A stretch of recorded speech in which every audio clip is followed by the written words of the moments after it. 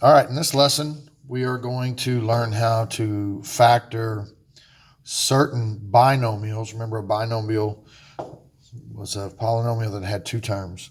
So let's look at some problems that we were doing last week and the week before where there were some special cases. Remember, if the two binomials you were multiplying were exactly the same, but one was a positive, one was a negative, remember what happened? The middle terms canceled out.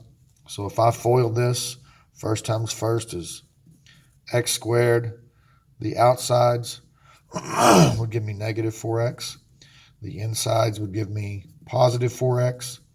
And last times last would be negative 16. And sure enough, we see that these middle terms here, negative 4x and positive 4x, would cancel each other out. So I'd be left with just that x squared and then the minus 16, that binomial right there. And it didn't matter as long as the two binomials that you started with were exactly the same, except the signs were opposite, then that always happened. So first times first would be 25m squared. The outsides would be negative 5m. The insides is positive 5m. They're going to cancel out. 1 times negative 1 is negative 1. Sure enough, these two guys cancel out. And you're left with 25m squared minus 1. Okay? And that will happen every single time. So one thing I want you to notice about the result of this, when you multiplied these two together and the middle terms canceled out, what you were left with are terms that are perfect squares, meaning I could actually take the square root of all of this stuff. The square root of 16 is 4, because 4 times 4 is 16. The square root of x squared is x, because x times x is x squared. The square root of 1 is 1, because 1 times 1 is 1. And the square root of 25m squared would be 5m, because 5m times 5m is 25m squared. So that pattern you can use to factor this. Remember, we're going backwards now. These answers that I just produced are now going to be the problems, and what we're going to have to do is work backwards to get that. Okay, and that pattern, you're going to use that pattern. So first thing, if you have a binomial, okay, the first thing you have to make sure is that it is a subtraction sign. Remember, difference means subtraction sign. See the subtraction signs that I have here? And then last, you have to make sure that they are perfect squares. These two things both have to be true. It must have a subtraction sign, and you can take the square root of both terms. Okay? So if either one of these things do not happen, then it won't work. But sometimes it will work. So if we're using that rule to factor a squared minus b squared, then it factors into two sets of parentheses. Since a squared is in the first position, I'm going to take the square root of a squared, which is just a, and I'm going to put that in the first position of each of my parentheses. Since b squared is in the second position, and the square root of b squared is b, I'm going to put that in the second position, and I'm going to make 1 a plus and 1 a minus. And you can always, again, check your work by either foiling this or distributing. So let's look at some examples. So a squared minus 4, it's a binomial. That's the first thing. First thing, it has to be a binomial. Second thing, it has to be a subtraction problem. And the third thing is both of these items have to be perfect squares. So this method that we're learning works if all three of these things are true. But all three of these things have to be true in order for it to work. And the process is this. So I have a binomial, subtraction. These are both perfect squares, which means I'm going to take the square root of each one of them. The square root of a squared is a. That goes into first position. The square root of 4 is 2. And remember, the way this started out is they were exactly the same, except one was a plus and one was a minus. So there's my answer. And this one, 81, this is a binomial. It doesn't matter if they're out of order. Think about this. Does these three things hold up for question number 3? Is it a binomial? Yes. Is there subtraction? Yes. Are they both perfect squares? Well, the square root of 81 is 9. The square root of x squared is x. So that holds true. If all three of these things hold true, then you can do it. Square root of 81, since 81 is in the first position, this is what we're going to put in the first positions in our parentheses. The square root of 81 is 9, because 9 times 9 is 81. The square root of x squared is just x. Remember? So we just put that in the second position because x squared was in the second position. And these are going to be exactly the same, except one's going to be a plus and one's going to be a minus. And just so you know, it doesn't matter which one you make the plus and which one you make the minus. Not on these problems. Look at number 5. These are perfect squares. This is a binomial, but see that guy? It's not subtraction. That's prime. It will not factor. You cannot use this. Let's look at a harder one. Number 11. This is a binomial. It's subtraction, and these are all perfect squares, so this one will work.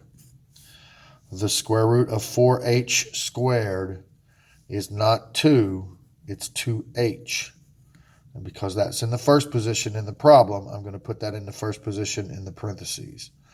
The square root of 25g squared is 5g, because 5g times 5g is 25g squared.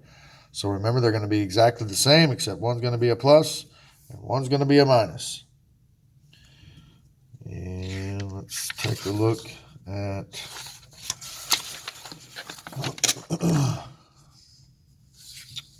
even harder one. Binomial, perfect square, subtraction, it will work.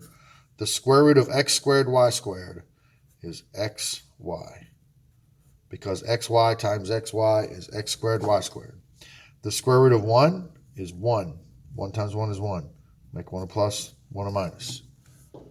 Yep. Look at 19. Oh, okay, we got a different variable here, a different exponent. The square root of 121 is 11. The square root of r to the 6th is r to the 3rd, because r to the 3rd, think about it, r to the 3rd times r to the 3rd is r to the 6th. So this one works. Square root of 121 is 11, r to the 3rd. I'm going to put that in the first position. Square root of 1 is 1. Make one a plus and one a minus.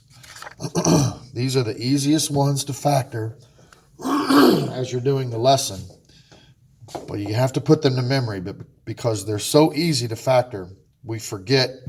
In a couple days, we'll forget how to factor them. We'll forget that, oh, wait, it's a binomial and it's subtraction and they're both perfect squares. Now, this is where it gets a little bit tougher. You always need to look for a greatest common factor first, like we were doing in the previous lesson. Now, I didn't look for these, a GCF, because there wasn't a GCF in any of these problems.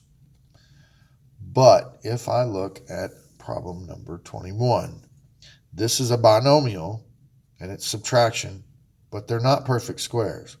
However, they have a GCF of 2. So if I factor out a 2, remember, write the GCF down, open the parentheses. This is what we were doing last week. If I divide everything by 2, I'm left with n squared minus 72 divided by 2 is 36. Let me erase that and start over because I'm going to show you exactly the steps. The GCF between 2 and 72 is 2. So I'm going to write the GCF down, open up a parentheses. And then I'm going to undistribute that 2. I'm going to back it out. I'm going to divide it out.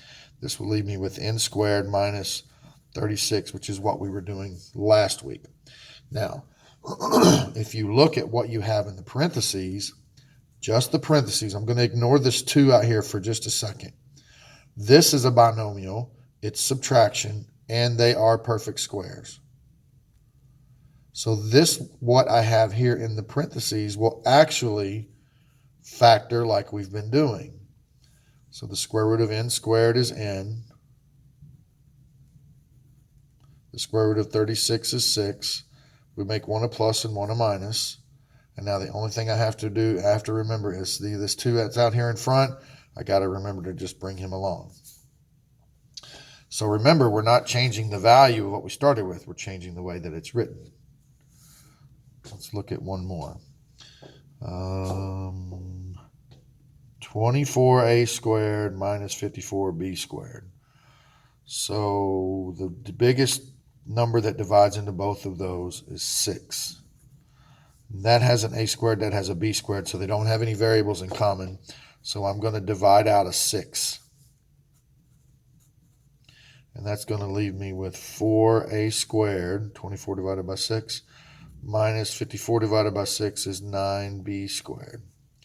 So if I take a minute and just ignore that 6 just for a second, so I'm going to cover it up, and I'm going to focus on what I have inside the parentheses. These are both perfect squares. So this part here, I can factor again. The square root of 4a squared is 2a.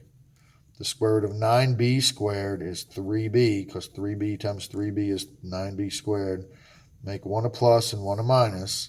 And then the last thing I have to remember to do is that 6 that I had out front, I just got to let him tag along. Okay? All right, factoring the difference of perfect squares.